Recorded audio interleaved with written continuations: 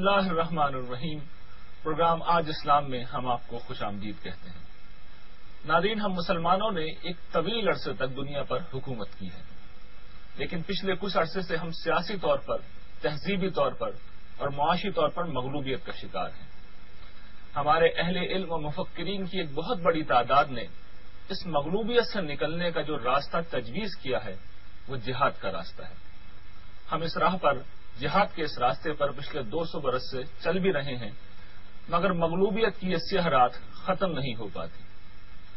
سوال یہ ہے کہ کہیں ایسا تو نہیں کہ جہاد کے اس حکم کو، جو شریعت اسلامی کا ایک بہت اہم حکم ہے، ہم سے سمجھنے میں ہی کہیں غلطی ہو رہی ہو۔ آج کے پروگرام میں ہم اسی سوال کا جواب تلاش کرنے کی کوشش کریں گے اور یہ دیکھیں گے کہ اسلامی شریعت میں جہاد کا حکم کیا ہے۔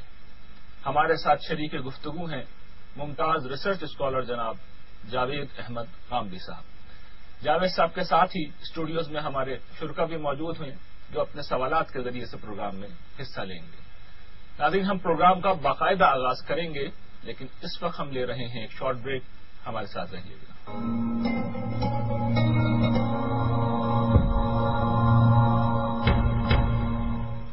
پروگرام میں ایک دفعہ پھر خوش آمدید۔ صاحب، اسلام میں جہاد کا قانون کیا ہے؟ اس حوالے سے جو پہلی بات ذہن میں آتی ہے وہ یہ کہ اسلام تو امن کا مذہب ہے، اور بہت سے لوگ یہ کہتے بھی ہیں کہ اسلام کا مطلب ہی امن ہے۔ تو یہ فرمائیے کہ جو مذہب امن کا مذہب ہے، امن کا داعی ہے، اس نے جہاد کا یہ حکم دیا ہی کیوں ہے جس میں جان و مال کا نقصان ہوتا ہے؟ انسان کو ریاض صاحب دنیا میں ارادے اور اختیار کی آزادی دی گئی ہے۔ ارادے اور اختیار کی اس آزادی کو انسان استعمال کرتا ہے، صحیح استعمال بھی کرتا ہے، غلط استعمال بھی کرتا ہے، تو اختیار کے سوء استعمال سے شر پیدا ہو جاتا ہے۔ ہم جب کوئی نظم حکومت قائم کرتے ہیں تو اس میں پولیس کا محکمہ قائم کرتے ہیں، فوج کا محکمہ قائم کرتے ہیں، اسی لیے قائم کرتے ہیں کہ انسان گاہے گاہے سرکش ہو جاتا ہے۔ اگر سارے انسان اخلاقی حدود کے پابند رہیں، جو کچھ کہنا ہے استدلال کے ساتھ کہیں، ایک دوسرے پر تعدی نہ کریں، زیادتی نہ کریں، تو کسی چیز کی ضرورت نہیں، پولیس کی بھی ضرورت نہیں ہے، جرائم کے کسی محکمے کی تفتیش کی ضرورت بھی نہیں ہے، کسی عدلیہ کی ضرورت نہیں ہے۔ انسان کے ساتھ یہ معاملہ کیونکہ ہے کہ وہ اپنے اختیار کا غلط استعمال کرتا ہے اور بسا اوقات سرکش ہو جاتا ہے۔ یہ سرکشی جس طرح انفرادی سطح پہ ہوتی ہے، گروہوں کی سطح پہ ہوتی ہے، بالکل اسی طرح قوموں کی سطح پہ بھی ہوتی ہے۔ اس سرکشی کو ختم کرنے کے لیے تلقین و نصیحت اگر کام نہ دے تو پھر کیا کیا جائے؟ سوال یہ ہے کہ اس وقت دنیا میں جو نظم حکومت قائم ہے، بظاہر یہ بتایا جاتا ہے کہ دنیا بڑی تہذیب یافتہ ہو گئی ہے، بہت سی چیزوں کے بارے میں انسان نے اب کچھ جینے کا کرینہ سیکھ لیا ہے، لیکن جنگیں ہو رہی ہیں، مختلف جگہوں پر سرکشی کے مظاہر سامنے آتے ہیں، بڑی سے بڑی سپر پاورز کو بھی اقدامات کرنے پڑ جاتے ہیں۔ اس وقت یہ زیر بحث نہیں ہے کہ وہ صحیح کرتے ہیں یا غلط کرتے ہیں، لیکن بہرحال کرتے ہیں، اور جب اس نوعیت کے اقدامات ہوتے ہیں تو ان میں طاقت بھی استعمال کرنا پڑتی ہے۔ تو اس شوریدہ سری اور اس سرکشی کو ختم کرنے کے لیے جہاد یا قتال تو ہوگا۔ ابھی تک انسان اس کا کوئی حل تلاش نہیں کر سکا۔ یہ چیزیں اسی وقت ختم ہو سکتی ہیں جب پوری انسانیت اعلیٰ اخلاقی حدود پر زندگی بسر کرنے کے لیے تیار ہو جائے، اور جب آپ اخلاقی طور پر کسی چیز کو صحیح یا غلط ثابت کر دیں اور استدلال کے ساتھ ثابت کر دیں تو سب لوگ اس کے سامنے سر جھکا دیں۔ انسان جب تک سرکشی اور شوریدہ سری کو نہیں چھوڑتا، اس وقت تک آپ کو پولیس کے محکمے بھی قائم کرنے پڑیں گے، عدالتیں بھی قائم کرنی پڑیں گی، مقدمات بھی دائر ہوں گے، سزائیں بھی دینی پڑیں گی، اور قوموں کی سرکشی کے لیے جنگ و جدال کے اقدامات بھی کرنے پڑیں گے۔ ٹھیک ہے جیسا، اس سے پہلے کہ میں آپ سے یہ پوچھوں کہ جہاد کا اسلامی قانون کیا ہے، میں جاننا چاہتا ہوں کہ جہاد کا مطلب کیا ہے؟ قتال کا لفظ بھی استعمال ہوتا ہے، اس کا کیا مطلب ہے؟ دونوں ہم مانیں یا فرق ہے دونوں میں؟ آپ اگر جنگ کے معنی میں یہ لفظ استعمال کر رہے ہیں تو اصل لفظ قتال ہی ہے۔ قرآن مجید میں بھی قتال ہی کا لفظ استعمال ہوا ہے۔ جہاد تو قرآن مجید کی اصطلاح میں ایک بڑی جامع تعبیر ہے۔ جہاد کا اصل مفہوم جدوجہد کرنا ہے، اپنی پوری قوت کسی کام میں صرف کر دینا ہے۔ عربی زبان میں یہ اسی مفہوم میں استعمال ہوتا ہے۔ چنانچہ آپ کی دلچسپی کے لیے میں عرض کروں کہ قرآن مجید نے جس چیز کو جہاد کبیر قرار دیا ہے وہ دعوت کا کام ہے۔ قرآن مجید نے رسالت مآب صلی اللہ علیہ وسلم کو ایک موقع پر یہ ہدایت فرمائی ہے کہ آپ اس قرآن کے ذریعے سے جہاد کیجیے، یعنی جاہد بھی جہادن کبیرہ، اور اس میں جہاد کبیر کے الفاظ استعمال کیے ہیں۔ وہ بڑا جہاد قرآن کی اصطلاح میں دعوت کی جدوجہد ہے۔ تو جب آپ اللہ کے دین کو دوسروں تک پہنچاتے ہیں، اس میں سرگرمی سے جدوجہد کرتے ہیں، اس کی دعوت برپا کرتے ہیں، اللہ تعالیٰ کی کتاب قرآن مجید کے ذریعے سے قوموں کو انذار کرتے ہیں، تو قرآن اس کو بھی جہاد کہتا ہے۔ اس طرح آپ کوئی بھی کام ایسا کرتے ہیں جس میں خدا کی خوشنودی پیش نظر ہے اور آپ اپنی پوری قوت اس میں صرف کر رہے ہیں، وہ خلق کی بہبود کا کام بھی ہو سکتا ہے اور وہ خالق کے دین کے فروغ کا بھی کوئی کام ہو سکتا ہے، اس سب کے لیے یہ اصطلاح استعمال کی جا سکتی ہے اور قرآن مجید نے بھی استعمال کی ہے۔ اس کی ایک صورت یعنی اللہ کی راہ میں کسی جدوجہد کی ایک صورت قتال بھی ہے، یعنی بعض اوقات آپ قتال اللہ تعالیٰ کے حکم پر، اللہ تعالیٰ کی ہدایت پر، اللہ تعالیٰ کے بنائے ہوئے قاعدے پر کرتے ہیں اور اللہ کی خوشنودی کے لیے کرتے ہیں، تو اس کے لیے بھی جہاد فی سبیل اللہ کی اصطلاح اختیار کر لی جاتی ہے۔ یہ ایک جامع تعبیر ہے، لیکن اگر آپ بالکل جنگ کے لحاظ سے قرآن مجید کا مطالعہ کریں تو اس نے اصل قتال کی اصطلاح اس کے لیے استعمال کی۔ مسلمانوں کو جہاد کرنے کا حکم کیوں دیا گیا ہے؟ میں نے اصولی بات تو آپ کی خدمت پیش کر دی کہ انسان شوریدہ سر ہو جاتے ہیں، سرکشی اختیار کر لیتے ہیں۔ انفرادی سطح پر شوریدہ سری اور سرکشی اختیار کریں تو آپ قانون کی طاقت سے نمٹتے ہیں۔ اگر کوئی آدمی چوری کرتا ہے، ڈاکہ ڈالتا ہے، زنا بالجبر کرتا ہے، ترغیب سے کام لیتا ہے تو آخر آپ سزائیں دیتے ہیں، عدلیہ کا ایک نظام قائم کرتے ہیں۔ اسی طرح سے اگر قومیں سرکش ہو جاتی ہیں تو اس کو بھی ختم کرنے کے لیے آپ کے پاس کوئی چارہ اس کے سوا نہیں بعض اوقات رہتا کہ آپ طاقت استعمال کریں۔ چنانچہ قرآن مجید نے اس کو بیان کیا ہے کہ اگر اللہ تعالیٰ اس کی اجازت نہ دیتے، یعنی لوگوں کے خلاف اس طرح کے اقدام کی اجازت نہ دیتے، تو مسجدیں ویران ہو جاتی، معبد ویران ہو جاتے، کلیسا ویران ہو جاتے۔ یہودیوں کی عبادت گاہوں کا ذکر کر کے کہا ہے کہ یہ صوامع اور بیع جو ہے یہ ویران ہو جاتے۔ تو اس سے اللہ تعالیٰ نے یہ بات واضح کر دی ہے کہ انسان کے اندر اس کے اختیار کے سوء استعمال سے جو سرکشی پیدا ہوتی ہے اس کا علاج بعض اوقات جنگ و جدال کے ساتھ، یعنی مذہبی جبر کو ختم کرنے کے لیے مسلمانوں کو جنگ کا حکم دیا گیا ہے۔ یہ تو ایک بنیادی چیز ہے۔ اس کے بعد یہ سوال پیدا ہوتا ہے کہ قرآن مجید میں جہاد کا حکم کن مقاصد کے لیے آیا ہے؟ تو قرآن نے دو مقاصد کے لیے جہاد یا قتال جس معنی میں آپ استعمال کر رہے ہیں اس کا حکم دیا ہے۔ ایک قتال وہ ہے جو ہم ظلم اور عدوان کے خلاف کرتے ہیں۔ ظلم و عدوان کی آخری صورت ہے جس کو قرآن مجید فتنے سے تعبیر کرتا ہے، یعنی مذہبی جبر سوسائٹی میں پیدا ہو جائے، آپ لوگوں کے اوپر کسی عقیدے کسی نقطہ نظر کو مسلط کرنے کا فیصلہ کر لیں، آپ انہیں اپنی آزادی رائے کے ساتھ کسی مذہب کو اختیار کرنے کی اجازت نہ دیں۔ یہ بہت بڑا جرم قرآن مجید کے نزدیک قرار دیا گیا ہے اور اس کی وجہ یہ ہے کہ اللہ تعالیٰ نے جس اسکیم پر اس دنیا کو بنایا ہے یہ اسکیم بنیادی طور پر امتحان کی اسکیم ہے۔ اللہ تعالیٰ نے ایک امتحان برپا کیا ہے، اس میں حقائق واضح کر دیے ہیں، ایک نور آپ کی فطرت میں ودیت کر دیا ہے، آپ کی گرد و پیش کے ماحول سے اس کی تذکیر کی ہے، انبیاء علیہ السلام کے ذریعے سے اپنی ہدایت پہنچائی ہے۔ یہ سارا اہتمام کرنے کے بعد انسان سے یہ تقاضا کیا گیا ہے کہ وہ صحیح راستہ اختیار کرے اور غلط راستے کو چھوڑ دے۔ اس کے لیے ضروری ہے کہ آزادی حاصل رہے، کیونکہ انسان کو آزادی کے ساتھ یہ فیصلہ کرنا ہے۔ چنانچہ قرآن مجید اس کو بیان بھی کرتا ہے کہ ہم نے ہدایت کو واضح کر دیا ہے، ہم نے گمراہی کو واضح کر دیا ہے، من شاء فلیؤمن من شاء فلیکفر۔ اب جس کا جی چاہے وہ ایمان کا راستہ اختیار کر لے، جس کا جی چاہے وہ انکار کا اور کفر کا راستہ اختیار کر لے۔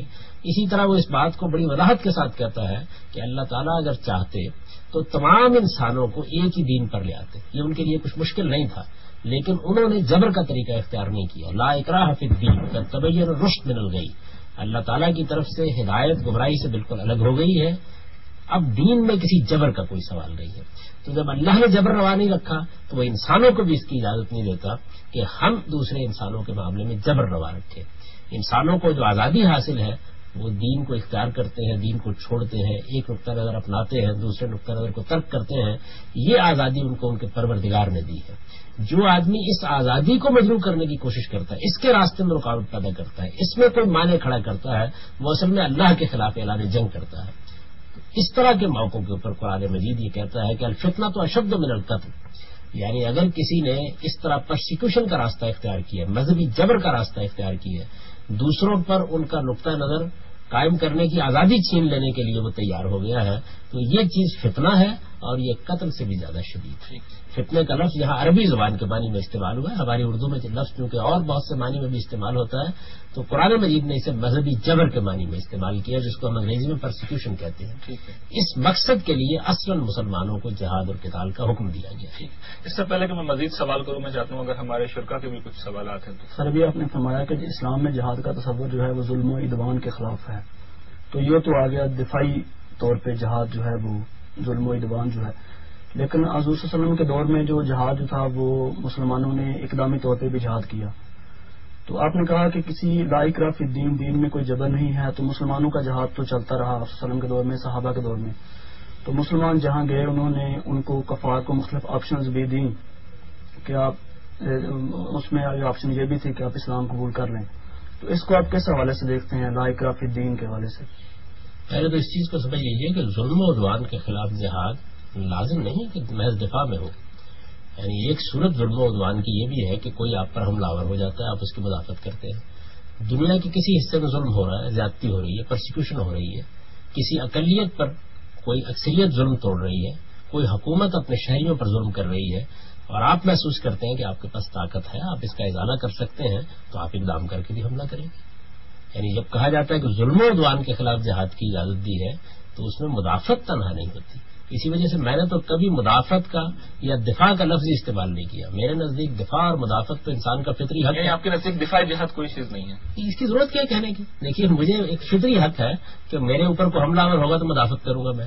اللہ تعالیٰ کو مدافعت کے لیے آپ کو کسی جہاد کا حکم دینے کی ضرورت نہیں ہے، یہ تو انسان کی فطرت میں ہے. اللہ نے جس مقصد کے لیے آپ کو اس کا حکم دیا ہے یا ہدایت کی ہے وہ ظلم اور عدوان ہے. ظلم اور عدوان کی 10 صورتیں ہو سکتی ہیں. ایک ظلم و عدوان کی صورت یہ بھی ہے کہ کوئی ناجائز آپ کے ملک پر، آپ کی قوم پر، آپ کے علاقے پر، آپ کے گھر پر حملہ آور ہو جائے، یہ ایک صورت ہے. لیکن ظلم اور عدوان کی 10 صورتیں مختلف ملکوں میں ہو سکتی ہیں. ابھی آپ دیکھ رہے ہیں کہ دنیا کی بہت سی قومیں اس وقت جنگ و جدال میں مصروف ہیں، وہ اپنے علاقوں سے نکل کر بظاہر ظلم کا استحصال کرنے کے لیے دوسرے ملکوں پر حملہ آور ہوئی ہیں. میں آپ ان سے یہ گفتگو تو کر سکتے ہیں کہ آپ نے ظلم و عدوان کا الزام غلط لگایا ہے، لیکن بہرحال ان کا مقدمہ تو یہی ہے. تو بالکل اسی طریقے سے اگر کسی جگہ پرسیکیوشن ہو رہی ہے، مثال کے طور پر کمیونسٹ بلاک ایک عرصے تک دنیا میں قائم رہا، اس میں اس بات کی اجازت نہیں تھی کہ آپ اپنے دین پر عمل پیرا ہو سکتے ہیں، آپ مسجدیں بنا سکتے ہیں، آپ قرآن کی اشاعت کر سکتے ہیں. ظاہر ہے کہ یہ پرسیکیوشن کی اور ظلم و عدوان کی بدترین شکل تھی. مسلمان اگر اس پوزیشن میں ہوتے کہ وہ اس کا ازالہ کر سکتے تو ان کو حق حاصل تک حملہ کر دیتے اور لوگوں کو آزادی دلاتے. تو لوگوں کو علم و عمل کی آزادی دلانا یہ اصل میں جہاد کا ایک اور اصطلاح بھی استعمال ہوتی ہے مسلحانہ جہاد کی، تو اس کے بارے میں آپ کی کیا رائے ہے؟ یہ اصطلاح سب سے پہلے ہمارے دور کے ایک جلیل القدر مفکر مولانا سید مولانا صاحب مودودی نے استعمال کی. اس پر میں تفصیلی تبصرہ کروں گا اور آپ کو یہ بتاؤں گا کہ یہ غلط فہمی کہاں سے ہوئی ہے. میں جب قرآن مجید کو پڑھتا ہوں تو مجھ پر یہ بات بالکل واضح ہو جاتی ہے کہ 2 ہی صورتیں ہیں جن میں اللہ تعالیٰ نے صحابہ کرام کو یا رسالت مآب صلی اللہ علیہ وسلم کو قتال کا حکم دیا ہے. ایک فتنے کے خلاف جس کو میں نے ظلم و عدوان سے تعبیر کیا. فتنہ ظلم و عدوان ہی کی ایک قسم ہے، اور چونکہ قرآن مجید میں سورہ حجرات میں مسلمانوں کے 2 گروہوں کے مابین بھی اگر کسی وقت سرکشی پیدا ہو جائے اور کسی گروہ کے خلاف آپ اقدام کریں اور سرکشی سے باز نہ آئے، صلح کرانے کی کوشش کریں، اس کے باوجود وہ عدوان سے کام لے، تو آپ کو قتال کا حق دے دیا ہے. تو اس سے یہ معلوم ہوتا ہے کہ فتنے کے خلاف یا پرسیکیوشن کے خلاف یا مذہبی جبر کے خلاف جو اقدام کرنے کا حکم دیا گیا تھا وہ محض مذہبی جبر کے ساتھ خاص نہیں ہے، بلکہ یہ بھی ایک ظلم کی قسم ہے اور بہت سی اقسام بھی ہو سکتی ہیں. اس میں ایک سوال جو ہے یہ ہے کہ یہ ظلم اگر مسلمان ہی کر رہے ہوں اور غیر مسلموں پہ کر رہا ہوں تو کیا مسلمانوں کو بھی پھر؟ بات یہ ہے کہ اسلام کی کسی کے ساتھ رشتہ داری نہیں ہے. ظلم آپ کریں گے آپ کا ہاتھ پکڑا جائے گا، ظلم کوئی مسیحی کرے گا اس کا ہاتھ پکڑا جائے گا. اس کا تعلق تو اس سے ہے کہ ہمارے پاس کتنی طاقت ہے. اگر ہمارے پاس طاقت ہے، ہم ظلم کا راستہ روک سکتے ہیں تو ہم راستہ روکیں گے، اور یہ اپنے ملک کے اندر بھی روکیں گے، باہر بھی روکیں گے.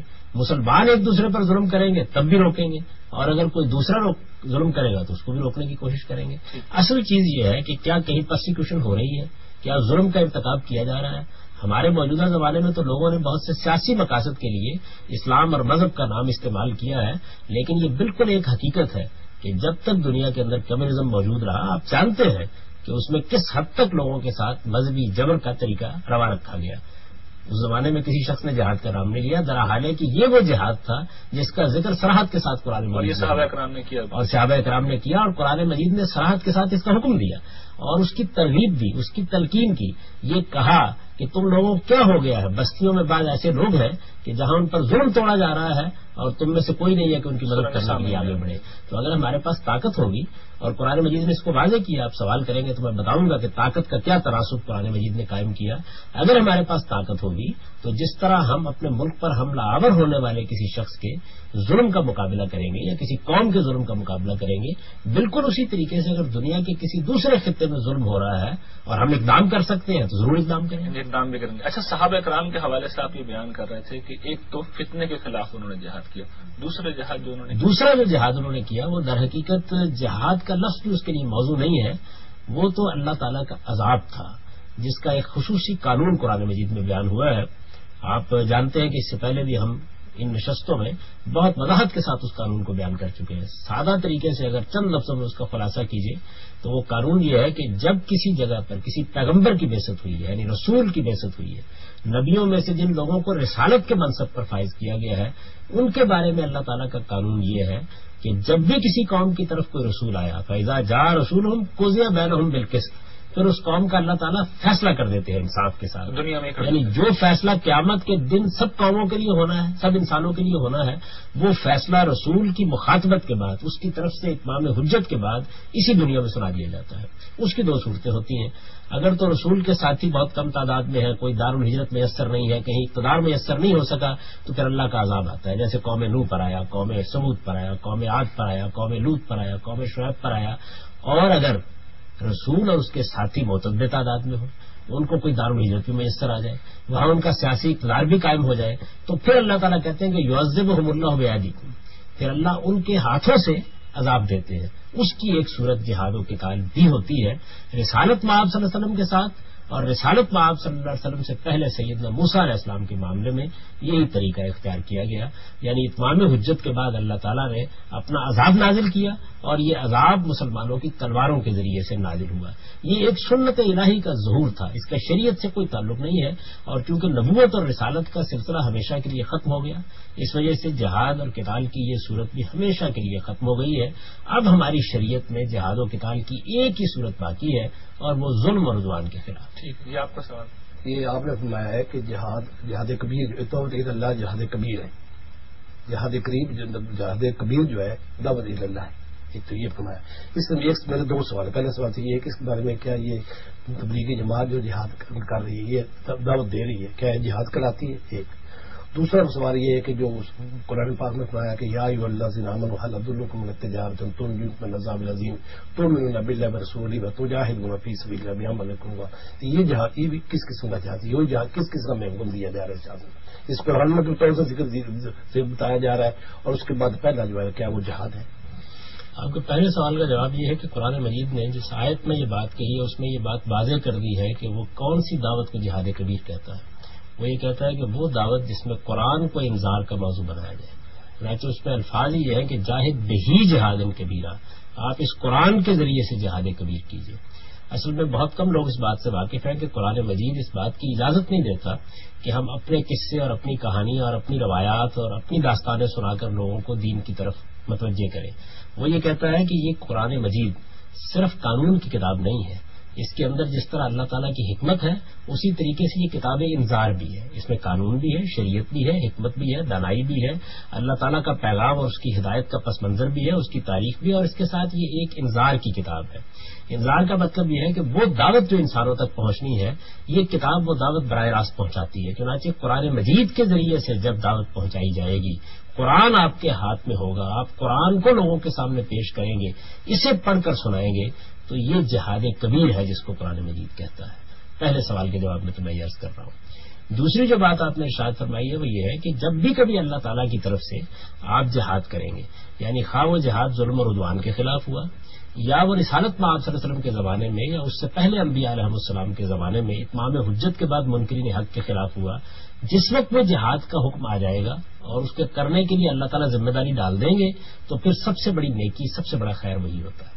پھر کسی مسلمان کے لیے جائز نہیں رہتا کہ اس سے پیچھے رہے. اس موقع کے اوپر اللہ تعالیٰ یہی کہتے ہیں کہ تمہیں دردناک عذاب سے جو چیز اس وقت نجات دلا سکتی ہے وہ یہی جہاد فی سبیل اللہ ہے.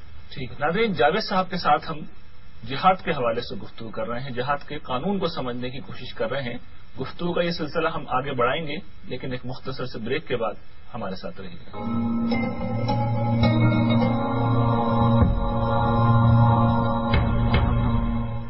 پروگرام میں ایک دفعہ پھر خوش آمدید. جیسا آپ نے جہاد کی جو 2 قسمیں بیان کی اس میں 2 سوالات ہیں میرے.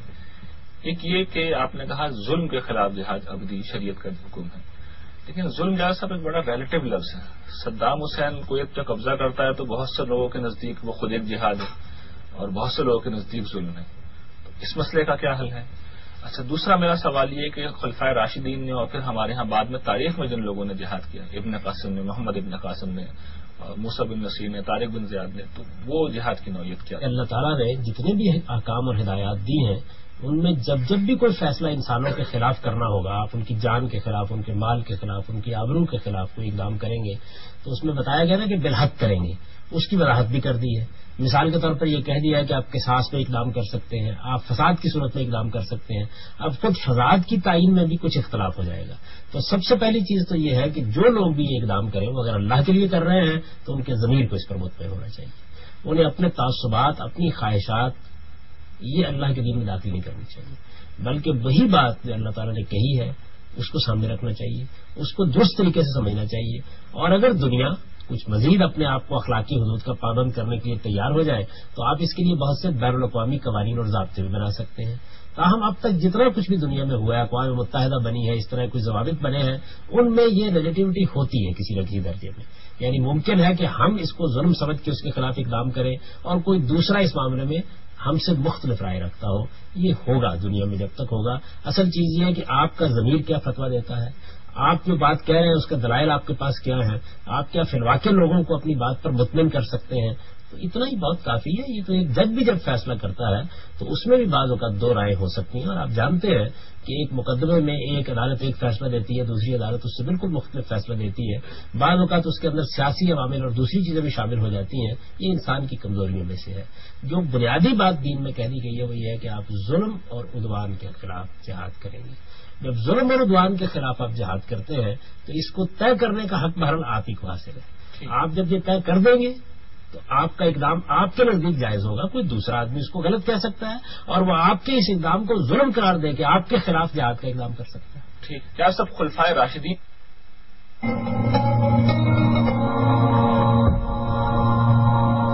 کے خلاف جہاد کا اقدام کر سکتا ہے؟ ٹھیک. کیا سب خلفائے راشدین کی جہاد کی کیا نوعیت، کیا حیثیت تھی اور پھر بعد میں جو تاریخ میں جہاد ہوئی؟ رسالت مآب صلی اللہ علیہ وسلم نے سب سے پہلے مشرکین عرب پر اتمام حجت کیا. یعنی آپ کی بعثت مکے میں ہوئی. قریش کو اس وقت مشرکین عرب میں غیر معمولی حیثیت حاصل تھی.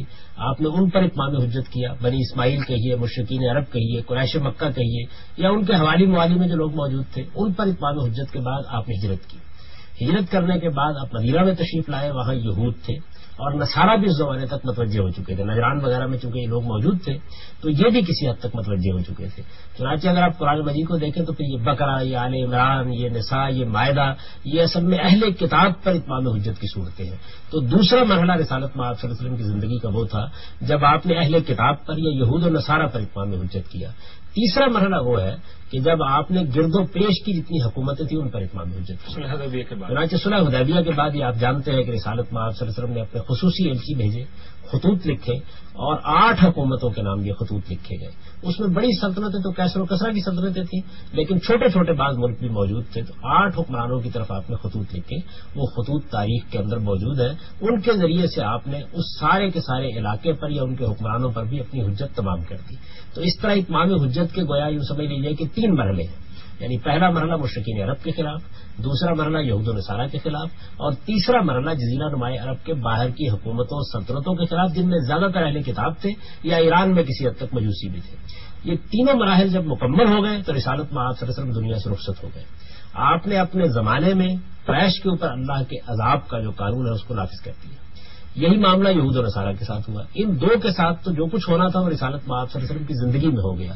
لیکن تیسرا مرحلہ جس میں رسالت مآب صلی اللہ علیہ وسلم نے اپنے جزیرہ نما عرب کے باہر کی حکومت پر اتمام حجت کیا تھا، اسے صحابہ کرام نے پایا تکمیل تک پہنچایا. چنانچہ وہ رسالت ہی کا ایک کام تھا جس کو رسالت محمد صلی اللہ علیہ وسلم کے ساتھیوں نے پایا تکمیل تک پہنچا دیا، اس لیے کہ اللہ تعالیٰ نے قرآن مجید میں انہی کو اس کا مکلف بھی ٹھہرایا ہے، یعذبہم اللہ بایدیکم۔ تو جہاں جہاں اللہ کے پیغمبر نے اتمام حجت کر دیا تھا، ایک ترتیب کے ساتھ ان لوگوں کے خلاف اقدام کیا۔ میں اس سے پہلے بھی عرض کر چکا ہوں کہ یہ محض پہ جنگ نہیں تھی، یہ اصل میں اللہ کی سنت کا ظہور تھا۔ اللہ تعالیٰ کے پیغمبروں کی طرف سے اتمام حجت کے بعد جن قوموں کو سزا دی جاتی ہے، یہ سزا نافذ کی گئی، اور اس سزا میں بھی قرآن مجید نے بتا دیا تھا کہ دو طریقے اختیار کیے گئے۔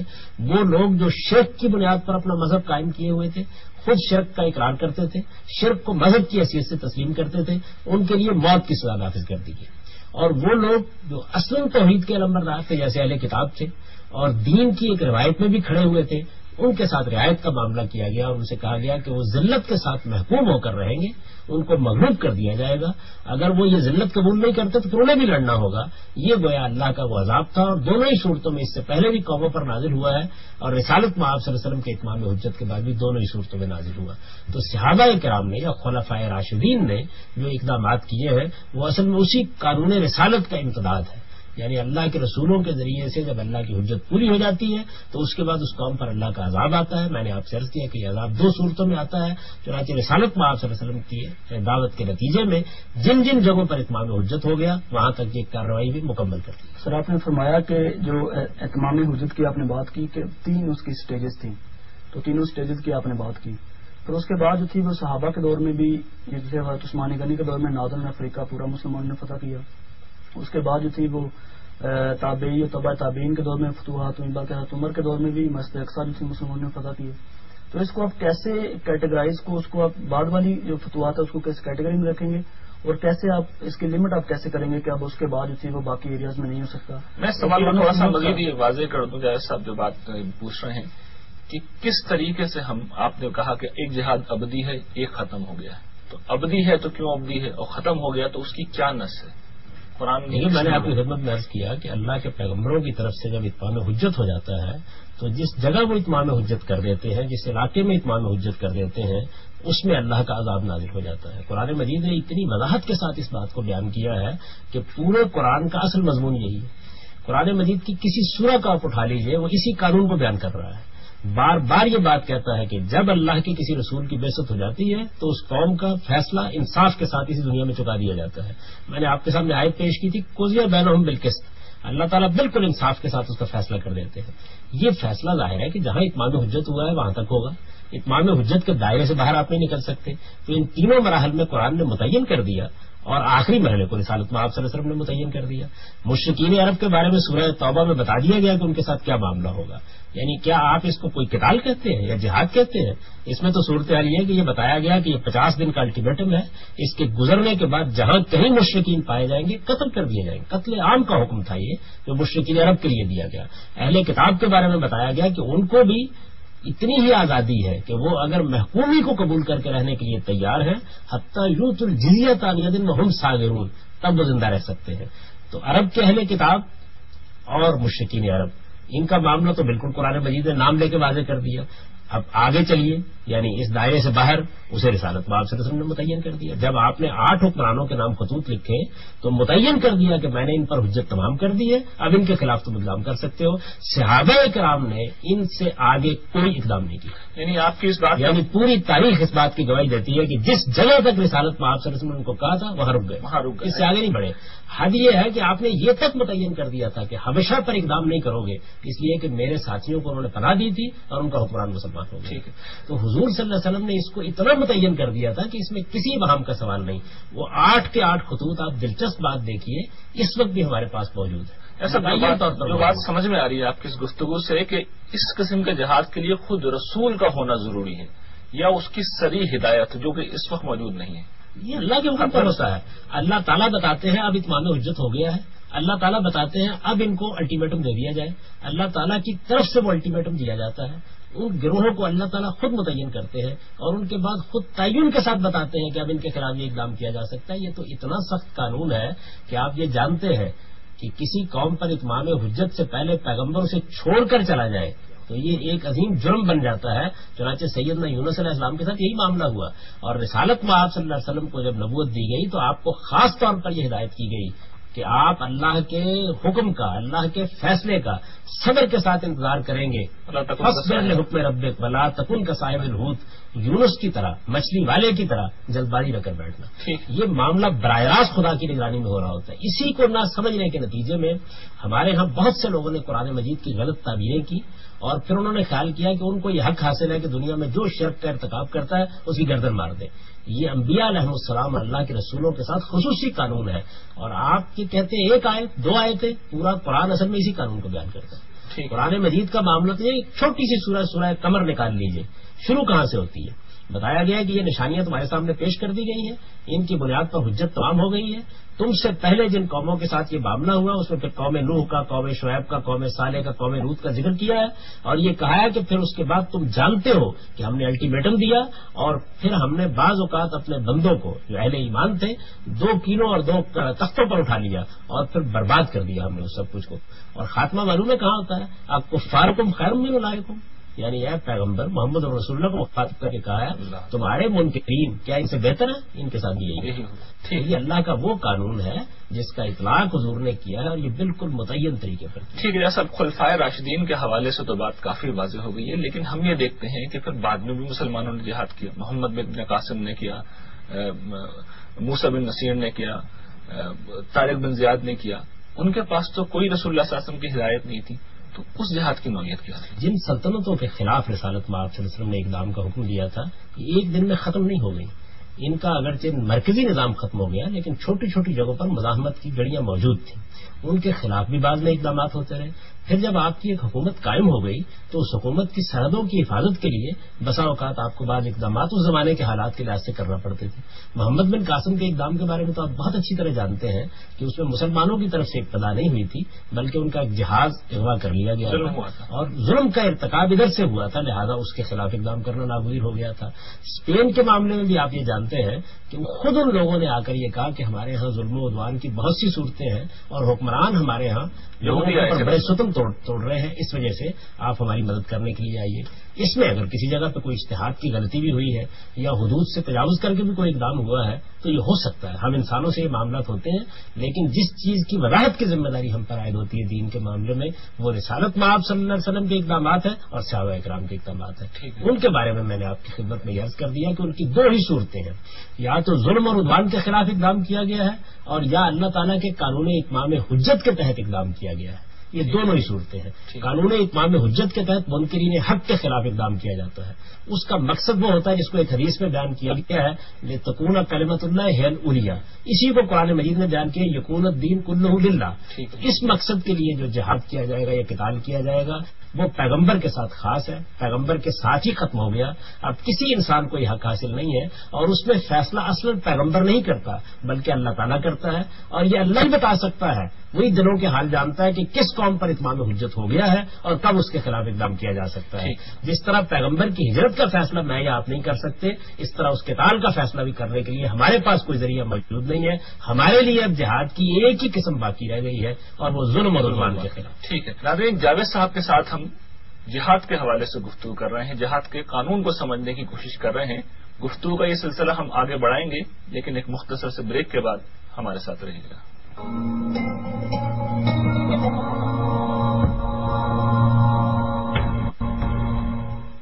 پروگرام میں ایک دفعہ پھر خوش آمدید. جائز صاحب واضح ہو گیا کہ ظلم کے خلاف جہاد کیا جانا ہے، قیامت تک کیا جانا ہے، اقدامی بھی کر سکتے ہیں، لیکن کون کرے گا؟ جہاد و قتال کے احکام ہوں یا حدود و تعزیرات کے، یعنی جن میں کچھ سزائیں بیان کی گئی ہیں، ان کے بارے میں یہ بات بالکل واضح ہے کہ یہ احکام فرد کو بحیثیت فرد نہیں دیے گئے. نماز کا حکم مجھے فرد کی حیثیت سے دیا گیا ہے، روزے کا حکم مجھے فرد کی حیثیت سے دیا گیا ہے، لیکن جہاد و قتال کا حکم اور اسی طریقے سے حدود و تعزیرات کے نفاذ کا حکم مسلمانوں کو ان کی اجتماعی حیثیت میں دیا گیا ہے. جو احکام اجتماعی حیثیت میں دیے جاتے ہیں وہ ظاہر بات ہے کہ اجتماعیت کے فیصلے ہی سے ہو سکتے ہیں.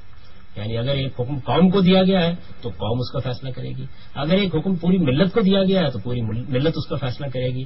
چنانچہ اس حکم کا نفاذ لازماً مسلمانوں کے نظم اجتماعی کی طرف سے ہوگا. مسلمانوں کا نظم اجتماعی جہاں کہیں بھی قائم ہوگا. میں نے حکومت کا لفظ اس لیے استعمال نہیں کیا کہ حکومت کی بہت سی قسمیں ہوتی ہیں. یعنی حکومت قبائلی طرز کی بھی ہوتی ہے، بعض اوقات ایک گروہ کا ایک نظم اجتماعی بھی ہوتا ہے جو قائم ہو جاتا ہے، اور کوئی باقاعدہ حکومت ابھی وجود پذیر نہیں ہوئی ہوتی جس طرح ہم اس کو حکومت کے لفظ سے تعبیر کرتے ہیں۔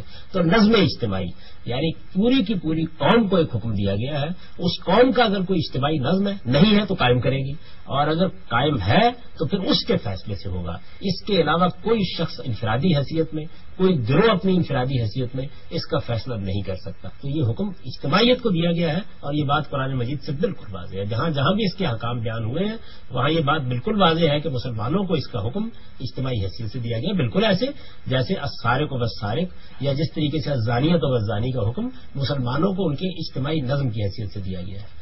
تو یہ بات قرآن مجید کے اپنے سیاق سباق سے بالکل واضح ہو جاتی ہے۔ جیسا ہم یہ دیکھتے ہیں کہ سیرت میں اس کے برعکس واقعات بھی ملتے ہیں۔ ابو بصیر ہمیں نظر آتے ہیں سیرت میں کہ جنہوں نے جہاد کیا انفرادی حیثیت میں، یعنی صلح حدیبیہ کے بعد جن لوگوں کے اوپر ظلم ہوا وہ بھاگ کے ایک جگہ چلے گئے، پھر ابو بصیر کے ساتھ مل کے ان سب نے جہاد کیا۔ تو یہ تو ملتا ہے بصیرت میں۔ مجھے 3-4 باتیں اس معاملے میں کہنی ہے۔ پہلی بات تو یہ کہ قافلے لوٹنا جہاد ہوا کرتا ہے۔ رسالت میں آپ صلی اللہ علیہ وسلم نے کیا اس کی ذمہ داری اٹھائی تھی؟ رسالت میں آپ صلی اللہ علیہ وسلم سے بھی بہت پہلے قرآن مجید نے یہ بات واضح کر دی تھی کہ جو لوگ ہجرت کر کے نہیں آئے ہیں ان کی کوئی ذمہ داری مسلمانوں پر یا مسلمانوں کے اجتماعی نظم پر عائد نہیں ہوتی۔ ابو بصیر رضی اللہ عنہ نے یہ فیصلہ اپنی انفرادی حیثیت میں کیا۔ بخاری میں جہاں یہ واقعہ بیان ہوا ہے وہاں حضور کا تبصرہ اس پر نقل ہوا ہے، اور وہ تبصرہ انتہائی سخت ہے۔ حضور نے اس کی خبر سننے کے بعد یہ فرمایا کہ اس کی ماں اس کو روئے، اگر اس کے اسی طرح کے معاملات رہے اور کچھ لوگ اس کو اور مل گئے تو یہ جنگ کی آگ بھڑکا دے گا۔ نبی صلی اللہ علیہ وسلم نے اس کی کوئی ذمہ داری نہیں اٹھائی۔ تو اس وجہ سے صحابہ کرام کے معاملے میں تو کوئی بات تب آپ کہیں گے جب حضور کے ساتھ رہنے والے ہجرت کر کے آپ کے ساتھ آنے والے لوگ کوئی اقدام کر ڈالے۔ باہر کوئی اقدام کرتا ہے تو اس کی ذمہ داری اس کے اوپر عائد ہوتی ہے۔ ایسا مسئلہ اس میں یہ ہے نا کہ دیکھیے جہاد تو ہمیں نظر آتا ہے کہ ہو جانا چاہیے، یعنی لوگ یہ کہتے ہیں مسلمانوں پہ ظلم ہو رہا ہے، مسلمانوں کے حکمرانوں کے اندر اتنی حمیت نہیں ہے تو وہ نہیں کر رہے تو ہم کر لیتے ہیں۔ مسلمانوں کے حکمرانوں کے اندر حمیت نہیں ہے تو آپ باحمیت حکمران لائیے، مسلمان اپنے پہلے نظم کی اصلاح کریں، لیکن اس بات کی اجازت کیسے دی جا سکتی ہے کہ آپ یہ کہیں کہ مسلمانوں کے حکمرانوں میں حمیت نہیں ہے اس لیے ہم گلی گلی ٹکٹکی باندھیں گے اور قرآن مجید کے قصاص اور دیت کے احکام پر بھی اور سزاؤں پر بھی خود عمل درآمد کر ڈالیں گے۔ جو حکم آپ سے متعلق ہے اس پر آپ کو عمل کرنا ہے، جو مسلمانوں کے اجتماعی نظم سے متعلق ہے اس پر ان کو عمل کرنا ہے۔ پھر دیکھیے میں آپ کی خدمت میں ایک بات عرض کروں، ایک معاملہ قوم سے متعلق ہے، اس کا فیصلہ آپ کو کرنے کا حق کیسے حاصل ہوگا؟ آپ پوری قوم کو خطرے میں ڈال دیں گے، آپ یہ اقدام کریں گے اور اس کے نتیجے میں پوری کی پوری قوم سولی پر چڑھ جائے گی۔ اگر معاملہ قوم سے متعلق ہے تو اس کا فیصلہ کرنے کا حق بھی قوم کو حاصل ہے، اور اگر فیصلہ ملت سے متعلق ہے تو اس کا فیصلہ کرنے کا حق بھی ملت کو حاصل ہے۔ آپ مسلمانوں کے اجتماعی نظم کو کسی موقع کے اوپر حق دیجیے اس بات کا کہ وہ فیصلہ کرے۔ میں آپ سے عرض کروں گا اس وقت جتنے فیصلے کیے جا رہے ہیں ان میں سے کوئی فیصلہ بھی نہیں ہوگا۔ آپ مسلمانوں کی پوری حکومتوں کو ایک جگہ بٹھائیے، میں کہتا ہوں چلیے آپ کو حکومتوں پر اعتماد نہیں ہے، آپ مسلمانوں کے تمام اہل علم رابطہ کے تحت جمع کر لیجئے اور ان کے سامنے یہ سوال رکھ دیجئے کہ کیا ہمیں اس وقت قتال کا حکم مل گیا ہے اور ہمیں قتال کی اطلاع کر دینی چاہیے؟ میں لکھ کر دے دیتا ہوں آپ کو کہ اس سے بالکل مختلف فیصلہ صادر ہوگا۔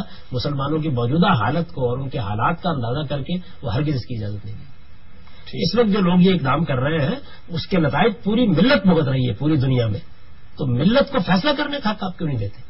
اگر کشمیر کے لوگوں نے جہاد کا فیصلہ کرنا ہے تو کشمیری قوم کو کہیے نا فیصلہ کریں، اور پاکستان کے لوگوں کو فیصلہ کرنا ہے تو پاکستان کی قوم کو کہیے فیصلہ کریں، اور کوئی قوم کیسے فیصلہ کرے گی؟ اس کا نظم اجتماعی کرے گا، اس کے علاوہ آپ کے پاس راستہ ہی کوئی نہیں۔ ٹھیک ہے، اس حوالے سے اگر آپ لوگوں کے کچھ سوالات ہیں تو میں چاہتا ہوں اس سے شامل کرنا۔ سر آپ نے فرمایا کہ یہ جو جہاد کا مسئلہ ہے یہ امت کا اجتماعی ہے، یہ انفرادی یا گروہی طور پہ نہیں ہو سکتا، لیکن اگر پوری امت ابھی امت کا کانسیپٹ تو اب تو ختم ہو گیا، تو جغرافیکل ڈویژنز ہو گئی، 57 ڈویژنز تو ہو گئی، تو اب چھوٹے چھوٹے ملک پہ سطح پہ بات آ گئی۔ ملک میں بھی اگر اجتماعی طور پہ احساس جو ہے وہ ختم ہو گیا ہے، لوگ جرم کے خلاف آواز نہیں اٹھاتے، ایک گروہ اگر اس میں اگر یہ احساس زندہ ہے اور وہ اگر اٹھتا ہے تو اسلام کا یہ بھی تصور ہے کہ جہاد جو ہے وہ قیامت تک جاری رہے گا، اور امت کا ایک گروہ جو ہے، اس طرح کے الفاظ آئے ہیں، امت کا ایک گروہ جو ہے وہ ہمیشہ ظلم و عدوان اور فتنہ کے خلاف جو ہے وہ اٹھتا رہے گا، کھڑا لڑتا رہے گا۔ تو ایک گروہ کا ذکر بھی وہاں پہ آیا ہے، تو اس کو آپ کیسے دیکھتے ہیں؟ آپ کہتے ہیں گروہ جو ہے وہ اس کا، یہ بات بالکل درست ہے کہ جہاد کا حکم قیامت تک کے لیے ہے، یہ دین کا حکم ہے، یہ شریعت کا ابدی حکم ہے، لیکن کس موقع کے اوپر؟ جب ظلم اور عدوان کا ارتکاب ہوگا. کون کرے گا؟ مسلمانوں کا نظم اجتماعی اس کا فیصلہ کرے گا. کب کرے گا؟ جب قرآن مجید کے شرائط کے مطابق اتنی طاقت ہوگی کہ ہم یہ فیصلہ کریں اور اس کے نتیجے میں فتح یاب ہو سکے. جیسا آپ کے اس جواب سے بھی بہت سے سوال اب پیدا ہو رہے ہیں اور ابھی ان کا بھی سوال باقی ہے، لیکن ناظرین پروگرام کا وقت اب ختم ہو رہا ہے. موضوع بہت اہم ہے، تفصیلی ہے، اور یقیناً اس کے لیے ایک پروگرام کفایت نہیں کرتا. اس لیے انشاءاللہ العزیز اگلے ہفتے ہم اسی موضوع پر یعنی جہاد پر گفتگو کرنے کے لیے اسی پینل کے ہمراہ آپ کی خدمت میں حاضر ہوں گے. تب تک کے لیے اپنے میزبان ریحان احمد یوسفی اور آج اسلام کی ٹیم کو اجازت دیجیے. اللہ نگہبان.